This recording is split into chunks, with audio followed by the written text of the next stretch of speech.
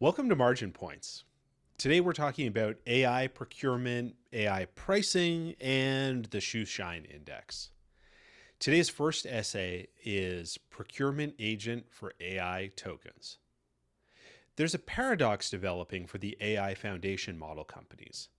After playing around a bit with Fable, the latest offering from Anthropic, I felt that the length and complexity of tasks that a model can accomplish has greatly expanded. Let's assume this continues as the models become more and more advanced on the frontier. The less you actually need to interact with the model via an interface, in my case Claude Code, the less you care about the underlying model. If some of the work was accomplished during my Fable session by a lower cost Haiku model, I wouldn't have cared. I probably wouldn't have noticed at all, given that I was working on other things while Claude Code was working on a long running task in the background. The paradox is that the better the model, the more susceptible to the introduction of the procurement agent, and the less profit available for the model companies. The procurement agent, since this is 2026, would be an AI agent, of course. The procurement agent would be tasked with accomplishing the same goal at the most cost-effective token costs, usage, and timing. The procurement agent gets great at understanding the trade-offs for the user and their business, how they value their time, and the level of specificity in certain requests when they want to work in real time versus asynchronous, and the shape of their budget tolerances. The frontier might keep much of the planning and the orchestration, but the tasks get parceled out to the eager and cheaper models.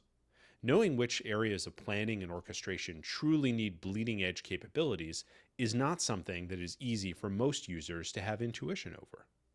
The procurement agent has an existing baseline to improve on. Token spend for many software orgs is becoming the second largest cost item after salaries. Ramp data released this week shows that the top 1% of AI spending organizations spend an average of $7,450 per month per employee on AI tokens. The cost difference between the low end and high end tokens can be 100x. Procurement work can be framed in different ways in an organization. It makes us more profitable, it takes work off the plate of others, it unlocks being able to do things we couldn't do before. The AI procurement agent is aimed right at that last bucket. One of the change management issues you would encounter in a legacy business bringing in procurement for the first time, pre-AI, would be that it usually isn't usually viewed as unlocking doing things that couldn't be done before. Cost cutting makes people nervous because they see it that they too are a cost that can be trimmed. Sure, the gratuitous waste can be axed, but beyond that, it becomes harder sledding. Having just lived through the brief moment of token maxing that happened at a very small number of firms, we've all collectively recalibrated away from the simple more is more to the more rational measuring of inputs and outputs.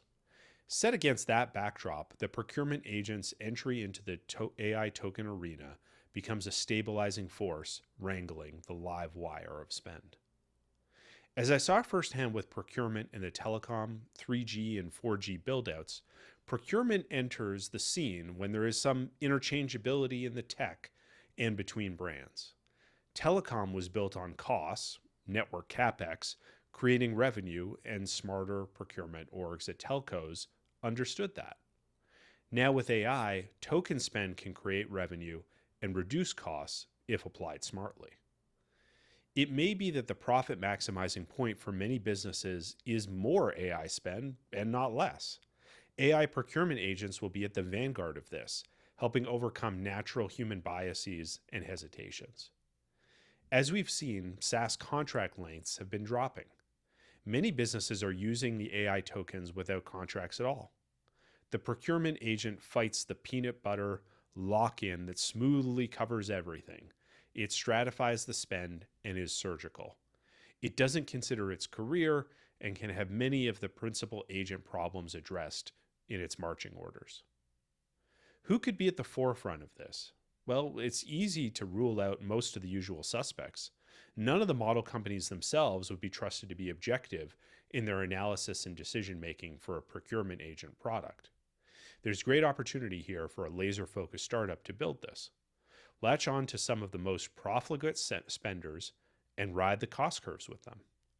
There are CFOs out there that want to tell investors about how they are using AI to manage spend and maximize output. We might all be surprised where it takes us. Today's next essay is AI Isn't Used Cars. OpenAI is now talking about dropping prices. The Wall Street Journal dropped an exclusive scoop last night with sourcing from OpenAI. Quote, OpenAI considers drastic price cuts, anticipating war for users with Anthropic, is the headline. The Osborne effect is when talking about future products hurts sales of your current product offering. Here, we see talk of lower prices impacting the current product and competitive products as well. There's an effort in here to stall Anthropic's enterprise pipeline or introduce price downward adjustment clauses. According to the Wall Street Journal, quote, OpenAI is considering drastically lowering the prices it charges users as it seeks to win customers from its rival Anthropic.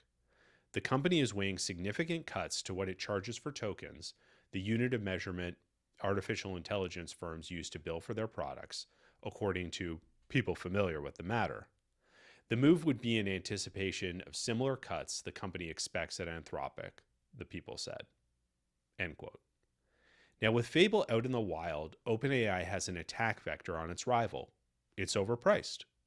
It's hard to argue that it isn't a great model, but value is in the eye of the beholder, and so it opens up a line of focus. Dropping an exclusive with the Wall Street Journal makes it a discussion point. This carries as a trend because earlier in the week, Google's AI Plus subscription dropped price, according to Engadget. Quote, Google is lowering the cost of its cheapest AI subscription to make Gemini models even easier to access. The Google AI Plus plan will now cost $5 a month, according to a post from the company's product lead focused on Gemini AI subscriptions, down from its original $8 per month price.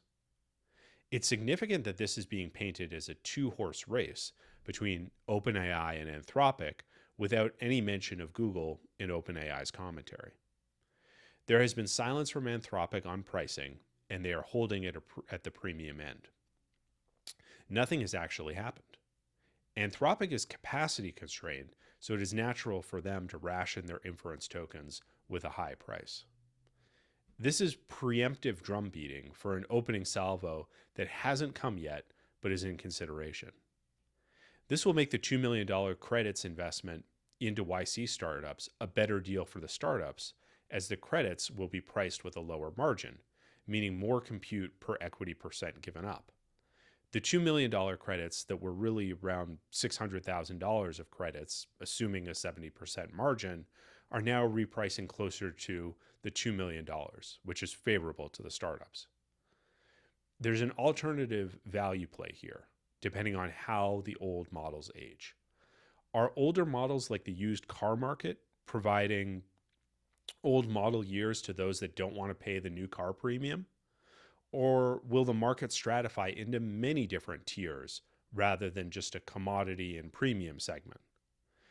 We'll see stratification because AI models can be used flexibly and for different tasks, but car owners only use one car regularly.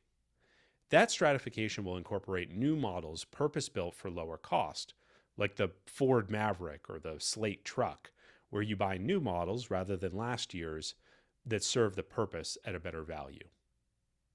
All of this is driven by cost.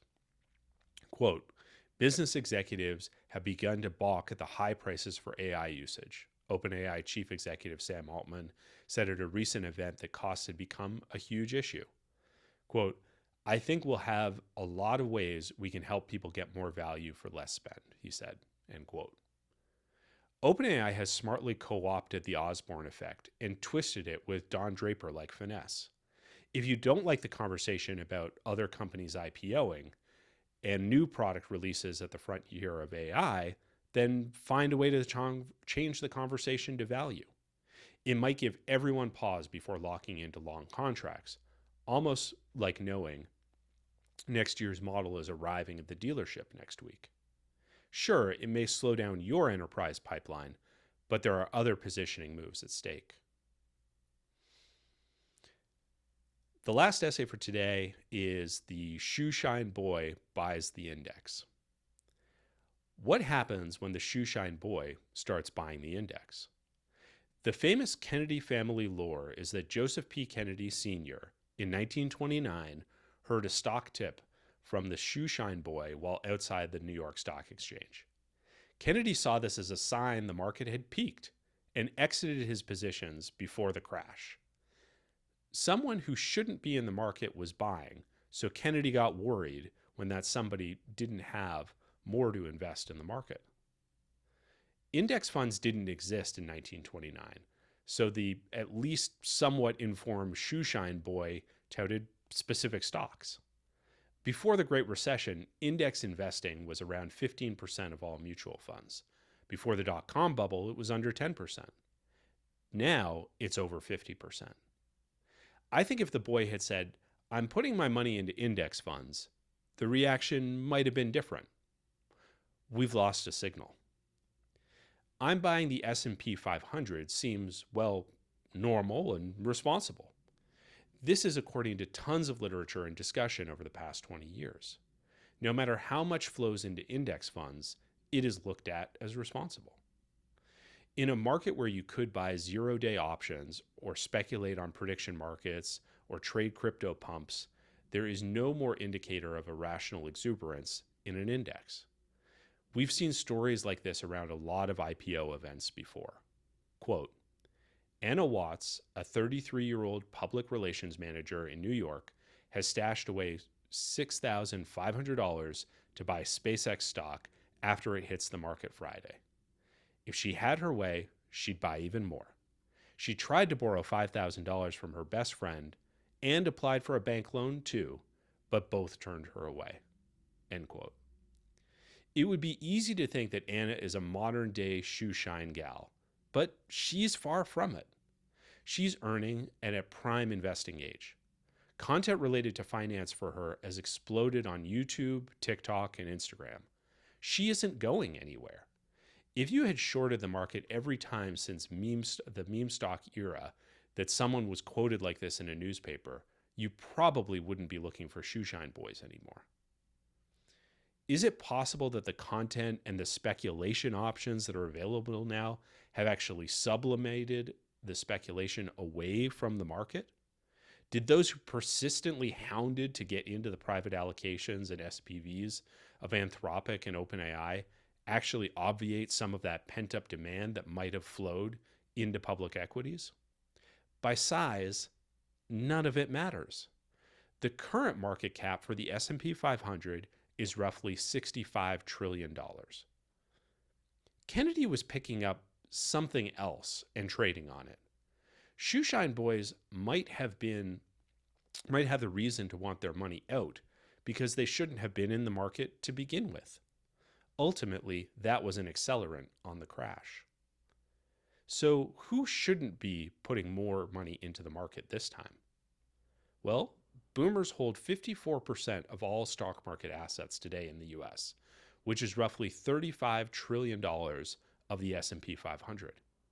If they start putting more cash into the market rather than withdrawing as they age or mortgaging their homes to get more juice, it would be time to pay attention. In the past 100 years, we flipped from the elder Kennedy trading on instinct from the young boy to now some of the best insight potentially coming from a young boy working at a golf club hanging around his elders. Thanks for listening. If you aren't subscribed yet, please go to marginpoints.com so you can get all the updates and follow along as I publish. Thanks, and I'll see you next time.